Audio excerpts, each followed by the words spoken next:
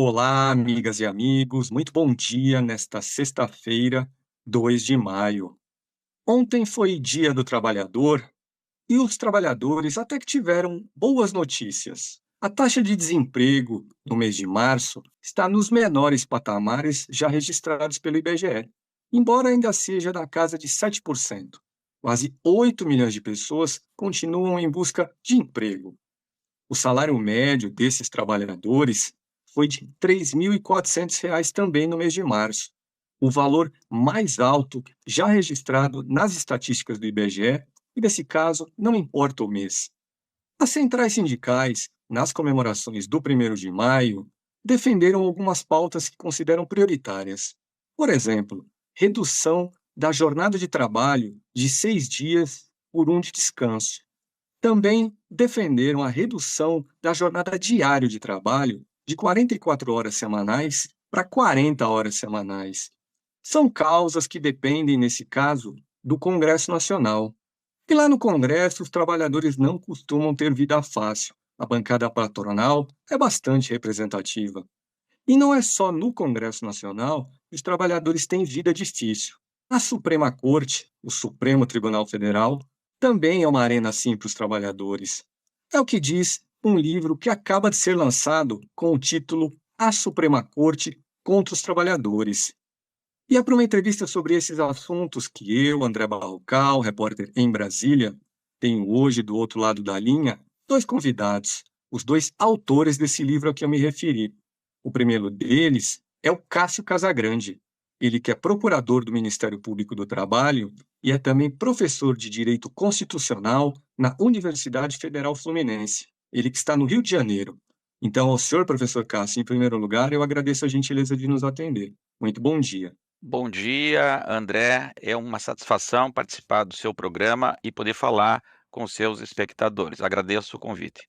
E lá em Campo Grande, temos o outro autor do livro, o Rodrigo Carelli, ele que também é procurador do Ministério Público do Trabalho e é professor de Direito do Trabalho na Universidade Federal do Rio de Janeiro.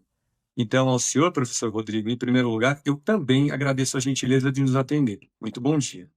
Bom dia, André. É um prazer falar contigo, com os espectadores. Espero que nós possamos discutir essa questão que é importantíssima, é central para os trabalhadores no Brasil, diria até para toda a sociedade. Muito bem, e para aqueles que nos acompanham nesse momento, neste meio de feriadão, eu deixo aqui os recados tradicionais do início das nossas transmissões. Se você gosta do nosso jornalismo, mas ainda não é um assinante da Carta Capital, torne-se um agora. Entre no site www.assinecarta.com.br e se informe a respeito das condições de assinatura. Gosta aqui do nosso canal no YouTube, mas ainda não se inscreveu nele? Inscreva-se agora também. Clique aí no botão, curta, comente, compartilhe nossos vídeos. Compartilhe em particular esse aqui que você assiste nesse momento. E hoje não será possível fazer perguntas para os nossos convidados, porque essa é uma entrevista gravada. Então, professor Cássio, eu começaria pelo senhor e lhe perguntaria inicialmente o seguinte: por que os senhores resolveram escrever esse livro e com esse título? A situação dos trabalhadores no Supremo chegou a tal ponto que merece ser abordada de forma destacada e de forma inclusive aprofundada em um livro? Sim, André. Perceba o seguinte: o Supremo Tribunal Federal, há 10 ou 15 anos, raramente decidia questões trabalhistas. Era muito excepcional ver no Supremo Tribunal Federal pauta trabalhista. No entanto, as coisas mudaram de uns tempos para cá. E nós temos percebido que os julgamentos trabalhistas do Supremo Tribunal Federal, em geral, têm sido bastante prejudiciais à classe trabalhadora. Tem a jurisprudência do Supremo caminhado no sentido de reduzir direitos. E agora, particularmente nos últimos 2 anos, o Supremo Tribunal Federal entrou em um debate sobre formas, assim chamadas, formas alternativas à CLT, que traz um risco enorme de erosão de toda a legislação trabalhista. Como é que nós chegamos a essa situação, a esse quadro? Para entender isso, temos que lembrar que em 2017 houve uma reforma trabalhista durante o governo Temer, e que essa reforma foi questionada perante o Supremo Tribunal Federal. Supremo Tribunal Federal, que tem um perfil liberal que já é bastante anterior a essa reforma trabalhista e que, eu diria, recebeu de bom grado essas ações para tentar fazer uma reforma trabalhista, que eu tenho dito e digo isso no livro, que é ainda mais ampla e radical do que aquela que foi feita pelo legislador durante o governo Temer. E o ponto central dessa jurisprudência, agora que nos preocupa muito, é o tema da pejotização, né? Ou seja, possibilidade de que as empresas, ao invés de contratar trabalhadores pela CLT, pelo contrato seletista, contratem como pessoas jurídicas. E por que isso está sendo assim encaminhado no Supremo Tribunal Federal? Durante a reforma trabalhista, permitiu-se a chamada terceirização de atividades meio. Havia uma discussão na Justiça do Trabalho se era possível terceirizar atividades fins, não é? Até então se admitia a terceirização de atividade meio, e o Supremo chancelou a reforma no sentido de que não apenas a atividade meio, mas também a atividade fim poderia ser objeto de terceirização. E as empresas, né, muito sagazmente, viram nessa jurisprudência uma porta para questionar a própria possibilidade de contratar trabalhadores como PJ, né, como se diz aí no mercado. Ou seja, fazer um contrato civil que não é regido pela legislação trabalhista. E o Supremo, no nosso modo de entender, cometeu um erro muito grave, que foi o de equiparar a terceirização com a pejotização. Perceba que na terceirização, ainda que ocorra um certo grau de precarização, os trabalhadores têm os seus direitos trabalhistas assegurados, não é? A carteira era anotada, a pagamento de férias, 13º, horas extras, garantia da gestante. Já com relação à contratação como PJ, como se trata de um contrato civil de natureza comercial, nenhum desses direitos é assegurado. Então, o Supremo está comparando coisas que são distintas. E isso, como eu disse, traz um risco sistêmico de erosão de toda a legislação trabalhista. Porque, veja, se é possível contratar pessoa jurídica ao invés de CLT, sem qualquer critério claro, qual o empregador que vai manter empregados seletistas?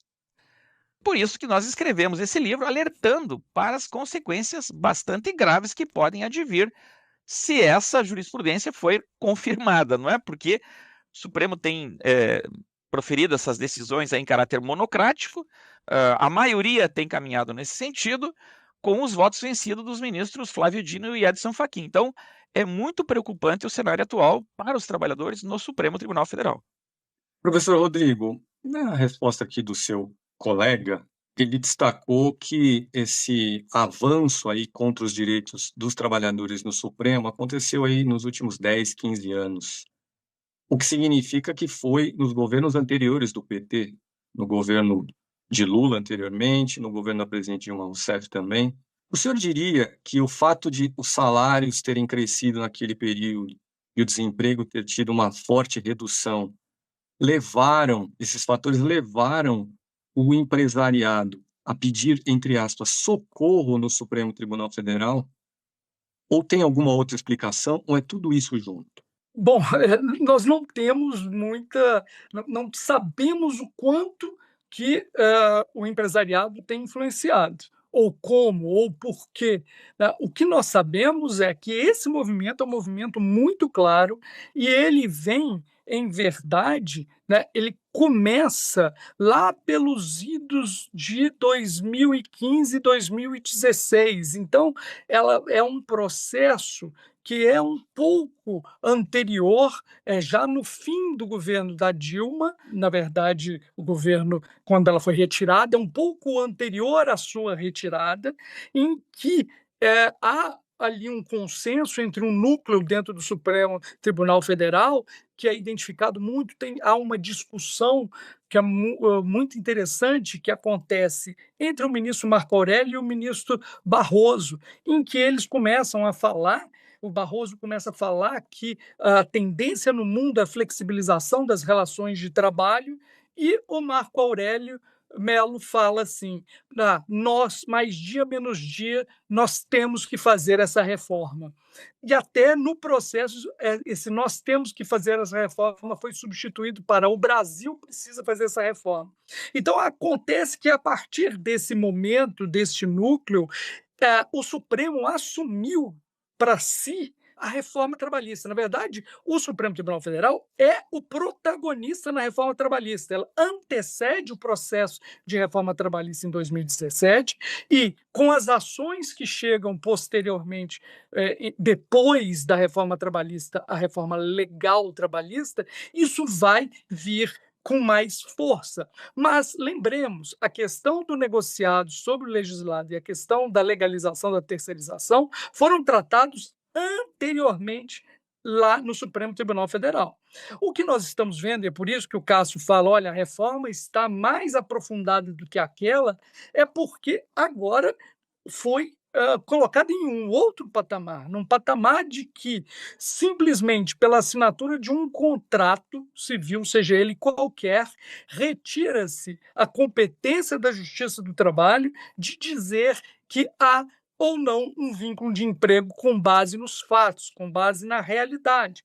Então, o que está em jogo é uma possibilidade, a partir de uma assinatura de um papel, ou mesmo nós temos visto alguns julgados, em que mesmo a alegação da empresa que se trata de um trabalhador autônomo, a Justiça do Trabalho perde a competência e perde a possibilidade de dizer se, com base nos fatos, há ou não uma relação de emprego.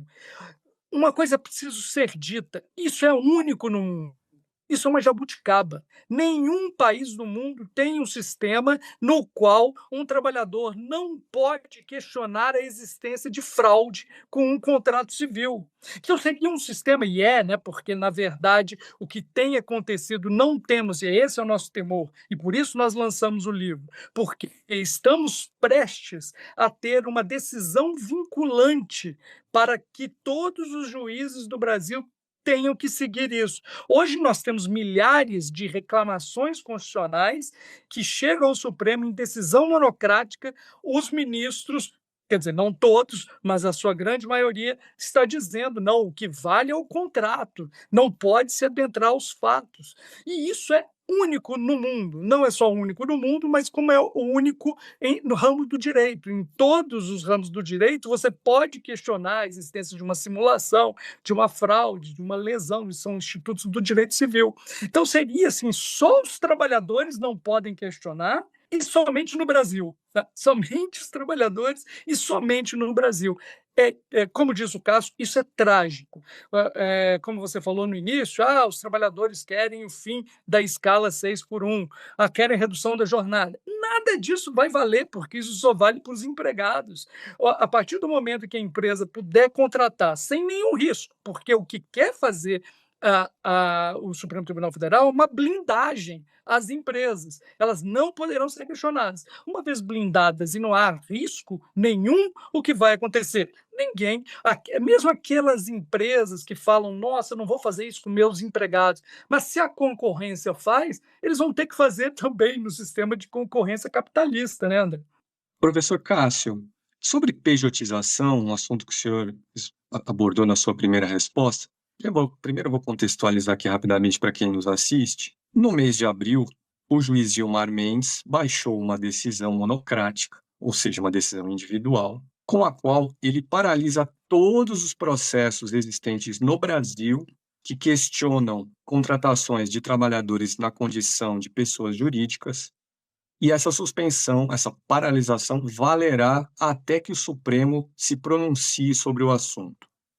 Aí vem a pergunta: o ministro Gilmar Mendes, juiz Gilmar Mendes, ele quer acabar com a justiça trabalhista? Ele tem filosoficamente, ele é contra a justiça trabalhista? Eu pergunto isso porque ele já teve, a gente conhece manifestações públicas do juiz Gilmar Mendes de forma muito contundente contra a justiça do trabalho, não? Sem dúvida, André. Ele é um ministro que, como todos sabem, fala muito para a imprensa e ele declarou diversas vezes sua ideia de que talvez a Justiça do Trabalho não seja mais necessária, associando isso ao que seriam novas formas de contratação, em razão da evolução tecnológica, o que é uma grande falácia, não é? Porque, veja, a revolução tecnológica, ela está aumentando o grau de controle dos trabalhadores. Veja aí, por exemplo, os algoritmos, né, que medem a produtividade e em algumas empresas até já decidem quem vai ser mandado embora ou não. Então, essa ideia, não é, de que as novas formas de trabalho, como a uberização, como os serviços de delivery, traria uma nova forma de trabalho que não é regulada pela CLT. Tudo isso é algo que não faz sentido, porque ah, o trabalho continua existindo, né? O que é o trabalho do Uber? É trabalho de transporte de passageiros. O que é o trabalho do iFood? É entregar comida, não é? Ou trabalho de motofretista, entregar determinados produtos.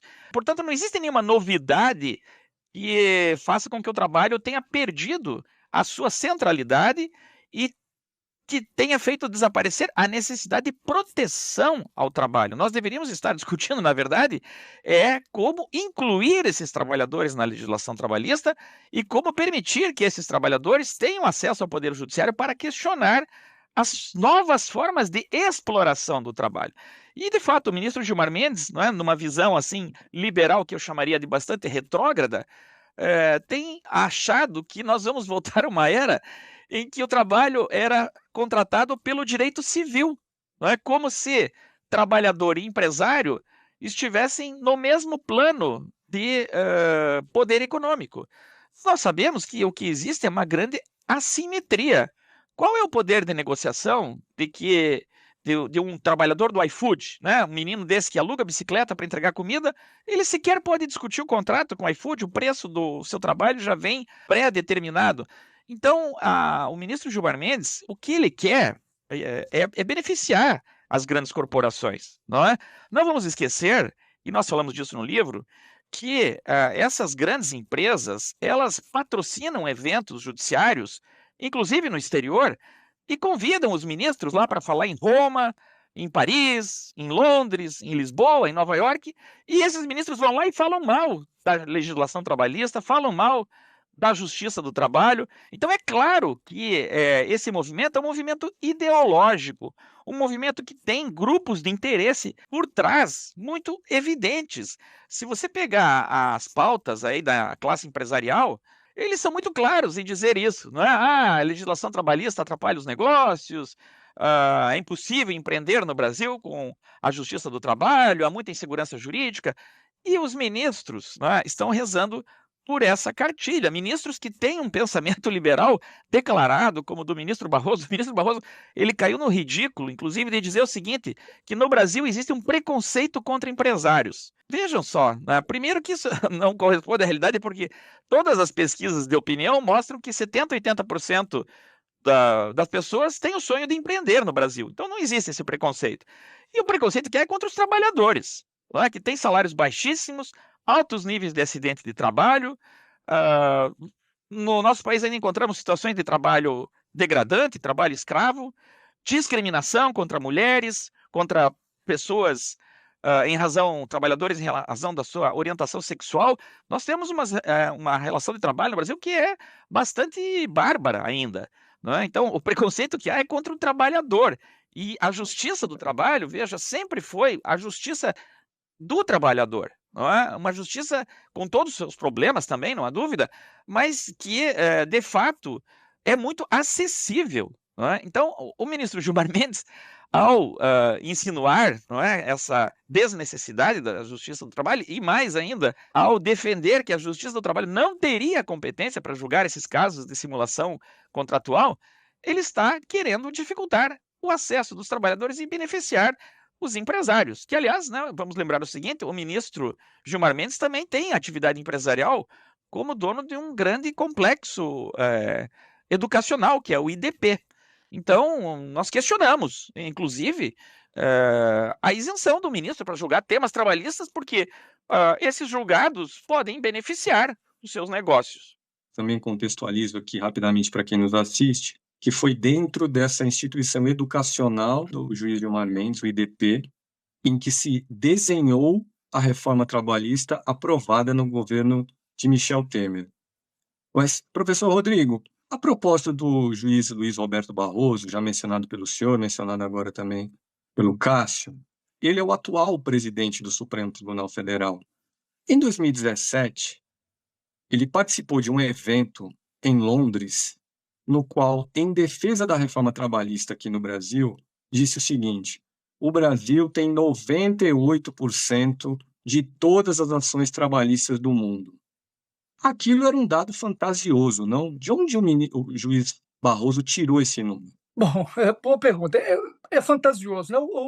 Tem, não nesse livro, mas em outro que escrevemos eu e o Cássio, temos um artigo, tanto do Cássio quanto o meu, que trata sobre isso, que mostra que é uma falácia, tanto absurda isso, né? Que o Cássio mostra o número de ações que tem nos Estados Unidos e eu mostro no meu artigo quanto temos na Alemanha, na Espanha, e vou mostrando o quanto é absurda essa afirmação, né? Segundo ele tirou de um amigo empresário, e depois o Cássio fez uma pesquisa e descobriu que quem colocou esse número sem nenhuma fonte foi o assessor da Fiesp, o José Pastore. Mas o que dá para perceber é que há um projeto de destruição tanto da justiça do trabalho quanto do direito do trabalho, né? Como eu disse aqui, essas falas do Barroso e do Gilmar Mendes, mas esse diálogo com Marco Aurélio já demonstrava como eles queriam ser os protagonistas. Então, a partir de um determinado momento, lá atrás, no ano de 2015, 2016,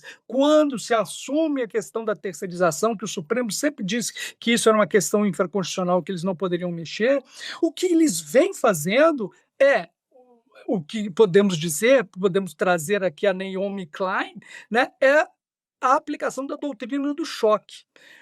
O que nós temos são decisões de vários níveis. Uma grande, que é essa da pejotização, que pode destruir tanto a justiça do trabalho quanto o direito do trabalho inteiro, e o direito previdenciário, a previdência social vai embora, né? Nós temos dados nos livros que mostram que possivelmente, se isso se torna vinculante, no mínimo vai ser um rombo de 200 e poucos bilhões por ano, não vai ter previdência social mais pública, né? Vai no grosso, nesse que é grandão, mas também em vários outros pontos que o Supremo Tribunal Federal se tornou uma nova justiça do trabalho, um revisor da justiça do trabalho, dizendo casos como o próprio ministro Gilmar Mendes tratou de forma monocrática sobre se o recreio escolar é tempo de trabalho do professor. Tivemos uma decisão recente, pegando uma outra interpretação da lei, contrária à justiça do trabalho, dizendo que os shopping centers não têm que fornecer creche para as trabalhadoras do shopping. Tivemos uma outra decisão, que a gente pode dizer também, que o empregador não precisa pagar em dobro as férias se não pagar antecipadamente as férias, como diz a lei. Ou seja, eu quero trazer esses pontos para mostrar que não é só no grosso, também ali no próprio cerne do direito do trabalho, ele vai se postando como, ou se portando e se postando como uma instituição revisora da Justiça do Trabalho, dizendo: vocês não sabem julgar a questão trabalhista, a lei trabalhista, nós vamos julgar. Então é um ataque no estilo doutrina do choque, porque quando você olha para um lado, está atacando o outro lado também. Então, por isso que a gente fala, é a Suprema Corte contra os trabalhadores, porque, ao que parece, até se a gente pegar a gestão da ministra Carmen Lúcia, ela fez questão que a primeira pauta dela fosse uma pauta trabalhista. E ela fez essa pauta trabalhista depois de reuniões com empresários, que ela teve as reuniões com o empresário e chamou de pauta trabalhista. Então, ao que me parece, nessa inserção, o que o Supremo não faz com nenhum outro ramo do direito, se tornar uma instituição, uma instância revisora da legislação infraconstitucional. Então, isso é gravíssimo, porque o direito do trabalho vem sendo atacado, a justiça do trabalho vem sendo atacada, no grosso, porque isso é uma paulada só, né? A gente vem falando isso e a gente repete, a gente é enfático, não é porque a gente está parecendo aquele pessoal, eu me sinto igual aquele pessoal do filme Não Olhe Para Cima, sabe? Porque a gente fala uma coisa, está vendo a coisa, a gente vê o meteoro, só que as pessoas não querem olhar para cima. Mas não é só a Previdência, não temos mais direitos, por exemplo, da gestante, a estabilidade, não temos direitos contra a discriminação, ninguém vai ter mais férias, ninguém vai ter mais 13º, ninguém vai ter mais PIS/PASEP, ninguém vai ter mais seguro-desemprego, ninguém vai ter mais nada, né? Então é simplesmente um colapso do sistema de proteção social construído pela Constituição de 1988. O ataque, em final das contas, é o projeto da Constituição de 1988 e a substituição de um projeto super radical que nós não sabemos qual é, mas a gente sabe que é o mais radical do mundo, isso tem que ficar claro. O projeto do Supremo Tribunal Federal, do jeito que está desenhado, é o projeto com mais radical pró-empresariado e de direita do mundo. Professor Cássio, para colocar mais um elemento aqui dentro dessa doutrina do choque, uma frente com várias frentes de atuação aí do Supremo, eu queria colocar para o senhor o seguinte tema, e vou lhe pedir no final aí para explicar para quem nos assiste qual é esta causa. Mas em 2023, o juiz Dias Toffoli mandou também paralisar todas as ações existentes no país que tratassem da execução de dívida trabalhista quando a empresa executada fizesse parte de um grupo econômico que tivesse outra empresa que pudesse vir a ter de pagar essa dívida. Uhum. E esse caso começou a ser julgado no Supremo em fevereiro desse ano. Já existem 5 votos, falta, portanto, só mais um para que a execução das dívidas trabalhistas seja dificultada. Eu já dei aqui um panorama geral, mas gostaria de lhe pedir para explicar para quem nos assiste que causa é essa e lhe pedir também para opinar sobre mais essa iniciativa do Supremo contra os trabalhadores. Veja, há muitas grandes empresas que são conglomerados, né? Vou tentar explicar de uma linguagem mais simples. É uma empresa que tem várias outras empresas coligadas e, portanto, tem um patrimônio comum, né? Sempre se entendeu na Justiça do Trabalho que se uma dessas empresas fica inadimplente em relação a uma dívida trabalhista, as demais empresas coligadas seriam responsáveis, né?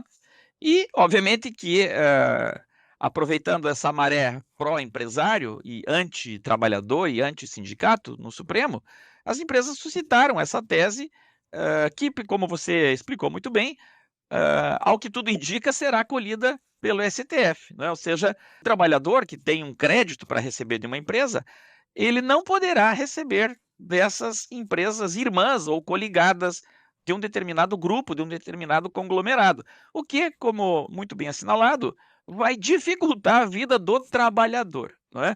Então, se você pegar todas as decisões do Supremo nesses últimos 10 ou 15 anos, você vai ver que grande parte delas são contrárias aos interesses da classe trabalhadora, seja no que diz respeito à restrição de direitos, seja no que diz respeito também à dificuldade para ajuizar a ação trabalhista e para receber créditos trabalhistas. Portanto, é um movimento que é bastante visível, não é? E até, se você me permite retornar ali algo que você observou no início, não é? Por que isso está acontecendo? Você tentou fazer uma associação com o governo Lula e Dilma, no sentido de políticas pró-trabalhador que eles teriam feito. Eu acho que tem a ver também com o fato de esses ex-presidentes terem feito más escolhas para o Supremo. Veja, eu não estou dizendo que os ministros que foram escolhidos durante o governo Lula ou durante o governo Dilma não teriam qualificação jurídica para estar lá. Claro que tem, né? São pessoas preparadas, são juristas reconhecidos, mas, veja, são juristas que não têm a ideologia do Partido dos Trabalhadores, que, pelo que me recordo, né, tem como principal objetivo a defesa da classe trabalhadora. O ministro Barroso, antes de ser ministro, ele era um grande advogado de empresas, né, de grandes corporações, como a Souza Cruz, como a Rede Globo, como a CBF. E sempre, veja, isso que ele está defendendo no Supremo, a prevalência dos contratos individuais sobre a realidade, sobre o contrato de trabalho efetivo, ele já defendia como advogado, na sua visão liberal de afastar o Estado da proteção do trabalhador. Todo mundo conhecia essa sua visão. O ministro Luiz Fux, igualmente, também partilha da mesma visão liberal. Antes ainda, né, no início do governo Lula, a ministra Carmen Lúcia, todos sabem que ela é uma liberal. O Rodrigo até mencionou, ela se reuniu com empresários para ver quais eram as reivindicações da categoria. Então, acredito que as escolhas de ministros do Supremo não foram escolhas ideológicas como deveriam ter sido. Claro, eu reconheço, André, que não é fácil também a vida dos presidentes, porque os ministros precisam ser aprovados pelo Senado, né? E nenhum presidente vai indicar um ministro que já se sabe terá resistência na sabatina. Lembre, por exemplo, né, eu estou aqui talvez criticando demais, né, as escolhas, porque houve boas escolhas também. A presidenta Dilma escolheu o ministro Fachin, né, que tem se posicionado sempre favoravelmente à classe trabalhadora. Mas vamos lembrar que o ministro Fachin enfrentou grande resistência na sabatina do Senado. Foi a sabatina mais dura que aconteceu em toda a história da República, né? Muitos tinham dúvidas se o ministro Fachin seria aprovado naquela sabatina. Então, claro, entendo a dificuldade que é indicar um ministro para o Supremo, mas as consequências estão vindo agora, né? A meu ver, esses ministros vejam, que têm uma liderança intelectual na corte, né? Eles estão tendo uma influência muito grande nesses julgamentos. O ministro Gilmar Mendes, veja, já se esperava, ele é uma escolha coerente, né? Ele foi escolhido pelo presidente FHC, que até dizia claramente que queria o fim da era Vargas, né? E imaginamos o fim também da legislação trabalhista da era Vargas. Então, acredito que existe um aspecto bastante político, ideológico nessas decisões do Supremo Tribunal Federal com relação a normas de proteção da classe trabalhadora. Professor Rodrigo, o seu colega aí mencionou Edson Fachin, que é um voto entre 11 no Supremo. Anteriormente, um de vocês já tinha mencionado também Flávio Dino, como alguém que vota ou tem, digamos, um carinho maior pelo lado laboral em causas que opõem trabalhadores e patrões. Mas vamos assumir que os dois, Fachin e Dino, estejam, em geral, ao lado da classe trabalhadora. Mas são 2 votos em 9, não? O que um ou 2 juízes do Supremo podem fazer individualmente? Bom, então, não são em 9, são em 11, né? É 2 contra 9. Isso, Então, 2 contra 9, correto. 2 em 11. Então, é uma goleada muito maior.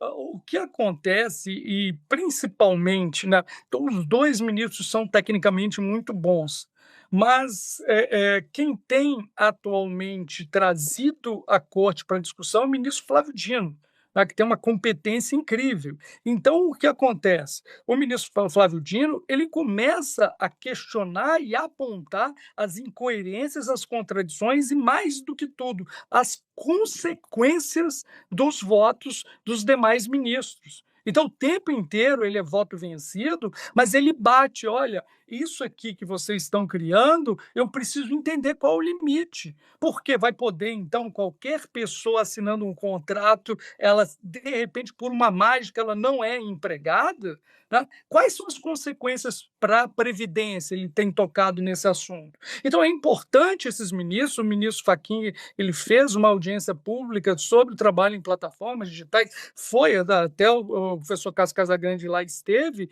né? O que aconteceu aquilo é extremamente importante, porque ali as informações sobre as consequências, elas aparecem.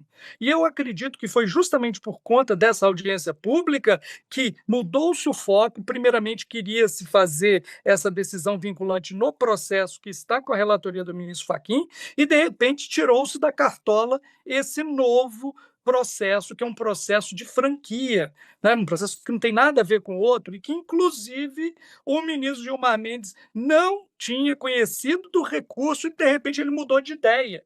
O trabalhador tinha perdido esse processo na Justiça do Trabalho, contradizendo até o que ele fala, que a Justiça do Trabalho protege e reconhece todo tipo de contrato. Não, nesse processo, o trabalhador perdeu, e ele pegou esse processo para ser um processo paradigma para julgar todo o resto. Então, é importante, esses ministros são importantes, importantíssimos. Por quê? Porque eles estão trazendo para o debate as consequências, não somente as incoerências jurídicas, mas também as consequências, que são drásticas, são gravosas, são absurdas, são únicas no mundo.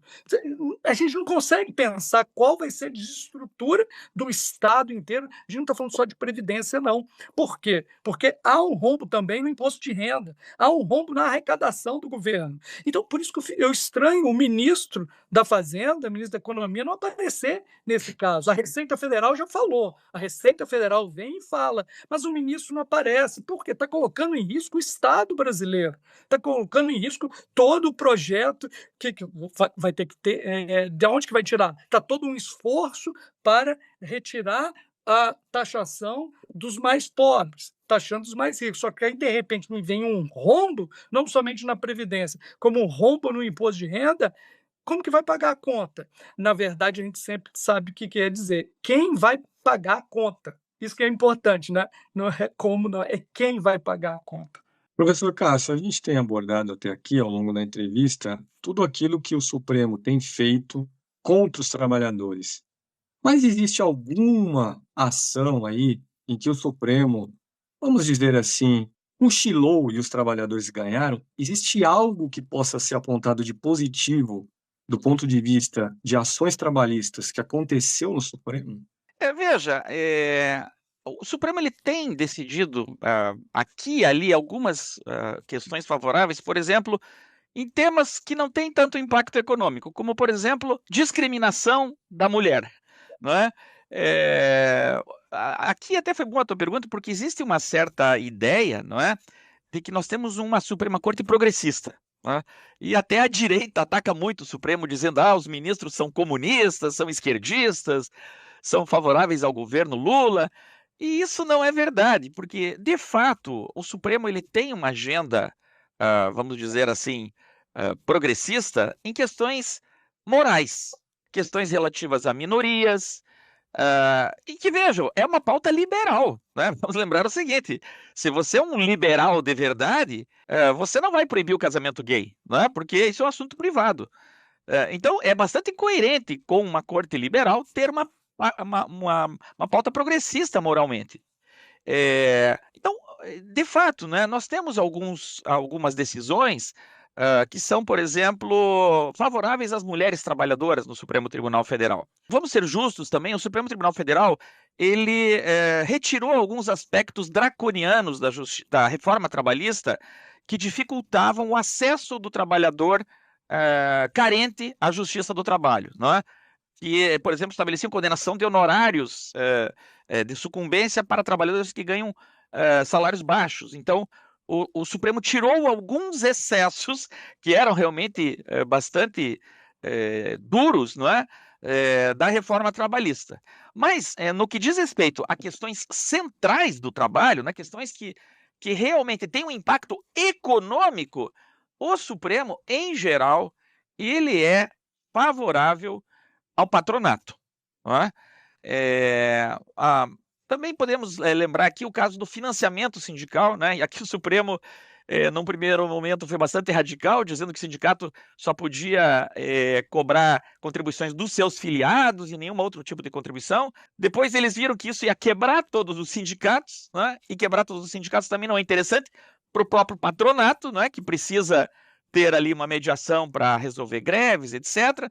Então, depois eles atenuaram essa decisão e permitiram que sejam estabelecidas contribuições fixadas em assembleia dos trabalhadores. Então, o Supremo deu um passo atrás, mas o sentido geral das decisões do Supremo, não é, pelo menos dessa corte aí liberal, ele é bastante desfavorável à classe trabalhadora. E, especialmente nesse tema da pejotização. Esse tema da pejotização, ele é central. Por quê? Você só tem direitos trabalhistas se o contrato de trabalho é reconhecido. À medida em que você permite que o contrato seja trocado por um contrato civil, você não tem direito trabalhista algum, né? Você reduz o custo trabalhista das empresas para zero e faz com que não haja nenhuma responsabilidade do empregador pelo que acontece com o trabalhador.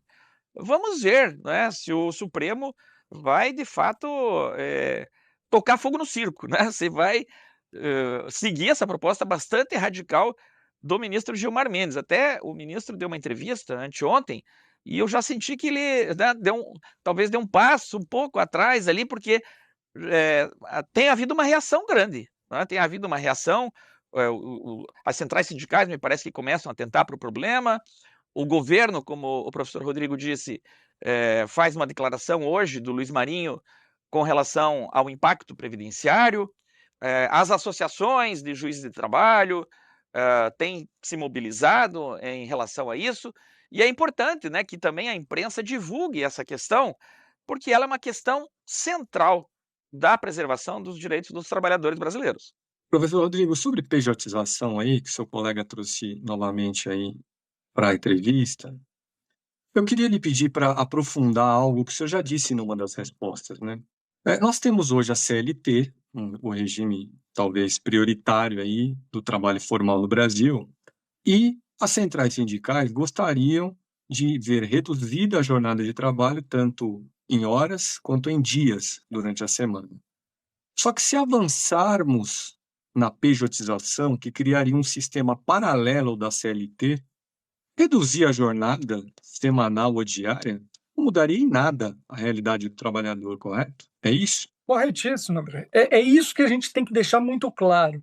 O que o projeto e o que a gente se bate não é contra uma contratação de pessoa jurídica, a impossibilidade de contratar uma pessoa jurídica. Não, isso é legal, isso pode acontecer, em tese, é legal. Você pode contratar uma pessoa que vai lhe prestar serviços de forma autônoma, mas não como se fosse um empregado.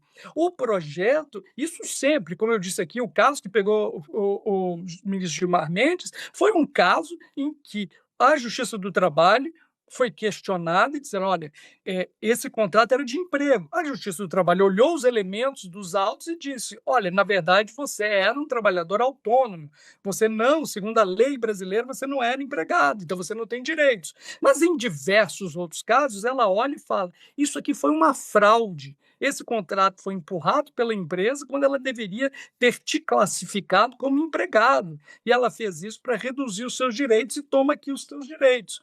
O que o projeto é impedir essa análise. Não é impedir que as pessoas jurídicas sejam contratadas, é impedir que a fraude seja declarada pela justiça. Aquela empresa que, ao invés de contratar a pessoa como empregado, a pessoa continuou trabalhando como empregado, começou trabalhando, como diz lá, o 6 por 1, começou com a sua jornada de 44 horas, continuou trabalhando com o chefe falando, dando ordens, tendo metas e tudo mais, né? Essa pessoa, com tudo isso, tinha lá um contrato que impedia ela de ter direitos. Então, o que acontece? Aquilo que eu falei, se esse, como você disse, esse modo alternativo em direito do trabalho nunca teve alternativa. O FGTS, ele era, lá na origem, o FGTS ele era optativo em 1966. Sabe o que aconteceu?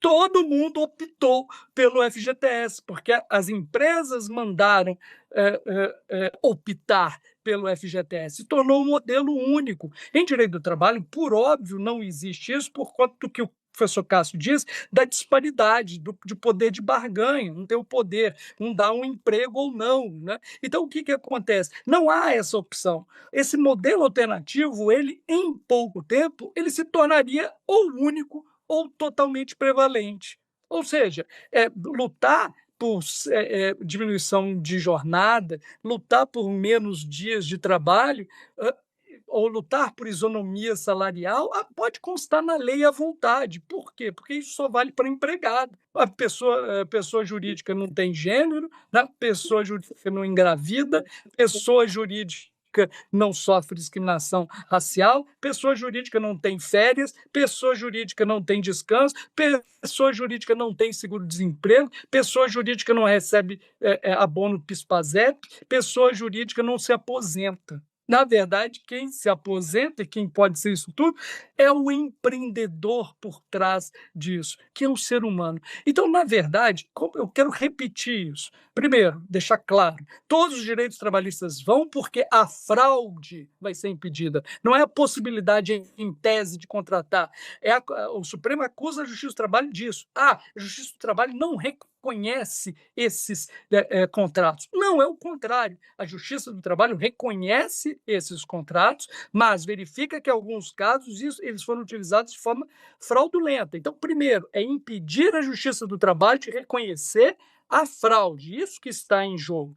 E a segunda coisa é, todos os direitos vão embora se isso puder, porque isso é único no mundo. Toda a construção, a Organização Internacional do Trabalho tem na recomendação 198 dizendo que os estados devem combater as fraudes nas relações de trabalho, a mesma coisa que está escrito na nossa lei, no artigo 9º. Igual você perguntou aí para o professor Cássio sobre a questão do grupo econômico, isso está na lei, parágrafo 2º do artigo 2º da CLT. Então, tudo que nós estamos falando aqui está na lei. Então, o que está acontecendo é uma revolução contra a Constituição e contra a lei trabalhista brasileira, que não tem nada, ela não se difere em nada do mundo. Pode pegar Estados Unidos ou qualquer país europeu, né? Não há essa substituição ou possibilidade da pessoa ser contratada como pessoa jurídica e todos os direitos trabalhistas simplesmente sumissem no ar. Tudo que é sólido se desmancha no ar, mais ou menos isso aí. Professor Cássio, a partir de setembro teremos Edson Fachin, o juiz talvez mais trabalhista do Supremo, como presidente do tribunal. Isso vai mudar alguma coisa? Vai ajudar os trabalhadores? Ou, de novo, ser 1 entre 11 ou 2 entre 11, considerando também Flávio Dino, não faz diferença? Veja, nós sabemos como funciona o Supremo Tribunal Federal, que é um órgão político, né? E quando eu digo que o Supremo Tribunal Federal é um órgão político, é no bom sentido, né? Porque ele exerce um poder político legítimo conferido pela Constituição. E é claro que o presidente da corte, ele tem um papel importante, né? Porque, vamos lembrar, ele faz a agenda do tribunal e ele vai articular com os demais poderes as decisões que têm um impacto social relevante. Veja, por exemplo, agora, André, nós vimos nessa semana notícias sobre uma negociação do Senado com o Alexandre de Moraes, se eu não me engano, e com a própria presidência do ministro Barroso, com relação à atenuação de penas daquelas pessoas que foram condenadas no 8 de janeiro. Né? Então perceba que o presidente da corte ele tem um poder de articulação política bastante grande. Eu acredito que o Fachin conduzirá esse tema de uma forma mais transparente, mais democrática, mais cautelosa e mais consequencialista.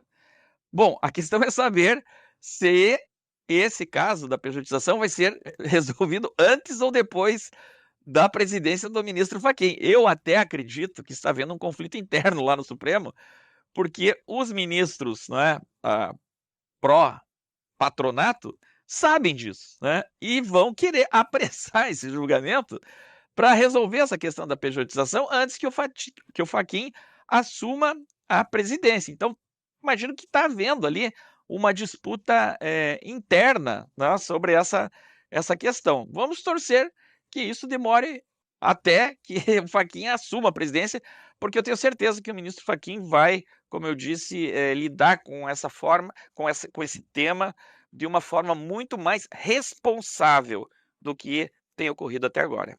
Fachin, que assumirá em setembro a presidência da Corte e permanecerá no cargo por 2 anos. E, professor Rodrigo, para terminar nossa entrevista, a última pergunta vai para o senhor. O que o senhor diria que os trabalhadores devem ou deveriam fazer para tentar mudar essa situação que a gente abordou aqui ao longo de toda a entrevista, de termos um Tribunal Supremo que só vota a favor de patrão? Bom, eu tenho certeza que sem uma posição firme das centrais sindicais, ou seja, do movimento de trabalhadores, sem uma posição firme do governo federal, nós não conseguiremos impedir a tragédia que está sendo anunciada, né? Há a necessidade de que os trabalhadores entendam justamente o que o professor Cássio disse, que o Supremo Tribunal Federal é um tribunal político, não acredite que é um tribunal que vai julgar somente pelo jurídico, como nós estamos demonstrando aqui, na verdade é uma desconstrução do jurídico, é uma desconstrução da lei, é uma desconstrução da Constituição, e entendendo que é um tribunal político, ele só funciona e ele funciona de modo político, ou seja, com pressões de quando há esses conflitos de interesses muito claros. Então, as pessoas têm que sair para demandar à Suprema Corte que ela tenha mais noção das consequências desses julgados do que se está aqui, né? Quando eu acredito, né, que eles vão acelerar o processo, principalmente porque eu acredito, pessoalmente, se eu fosse apostar, que tudo indica, né, desde quando entrou na presidência, o ministro Barroso, ele apresentou um documento que se chamava Uma Agenda para o Brasil. Ele tinha uma agenda para o Brasil enquanto presidente do Supremo, por mais incrível que isso possa acontecer. Essa liberalização estava ali nessa agenda para o Brasil. Então, eu acredito que ele vai tentar, justamente com esse poder que o professor Cássio diz, que ele tem o poder da pauta, ele pode pautar, eu acho que ele vai tentar deixar isso como um legado, acreditando que realmente isso vai ser a melhor coisa para o Brasil. Não está pesando as consequências que isso vai ser algo como destrói tudo e o que vai sobrar para a gente reconstruir. Então, os trabalhadores eles precisam primeiro tomar consciência, olhar para cima, como eu disse no filme. Vamos olhar para cima que está tendo um meteoro. Mas não é para a gente apavorar, é para a gente ter ação.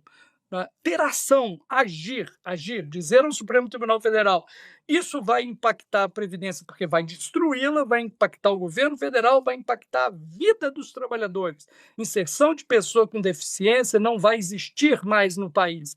Proteção à saúde e segurança do trabalhador, inclusive saúde mental, não vai existir mais no país. É esse o projeto de país? É isso que tem que ser perguntado ao Supremo Tribunal Federal.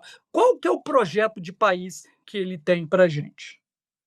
Perfeito, professor. Então, com essa sua resposta, eu gostaria de encerrar aqui a nossa entrevista, de mais uma vez agradecer ao senhor e também ao professor Cássio por terem atendido ao nosso pedido. Relembro aqui para quem nos assiste que os nossos convidados são autores de um livro recém-lançado, cujo título é A Suprema Corte contra os Trabalhadores, um livro que terá uma sessão de lançamento em Brasília no próximo dia 20 de maio.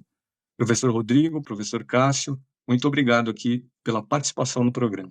Eu que agradeço o convite e fico à disposição para outros programas conduzidos por você. Muito obrigado. Agradecemos muito, André. Esse é excepcional, esse espaço para a gente poder divulgar o perigo que nós estamos passando. Muito bem, para aqueles que nos acompanharam até agora, eu vou repetir os recados do início da transmissão. Gosta do nosso jornalismo, mas ainda não é um assinante da Carta? Torne-se um agora. Entre no site www.assinecarta.com.br e se informe a respeito das condições de assinatura. Gosta aqui do nosso canal no YouTube, mas ainda não é um inscrito nele? Inscreva-se agora também. Clique aí no botão, curta, comente, compartilhe nossos vídeos. Compartilhe em especial esse aqui que você acabou de assistir. Bom, então é isso, eu fico por aqui. Grande abraço e até a próxima semana com mais um Poder em Pauta.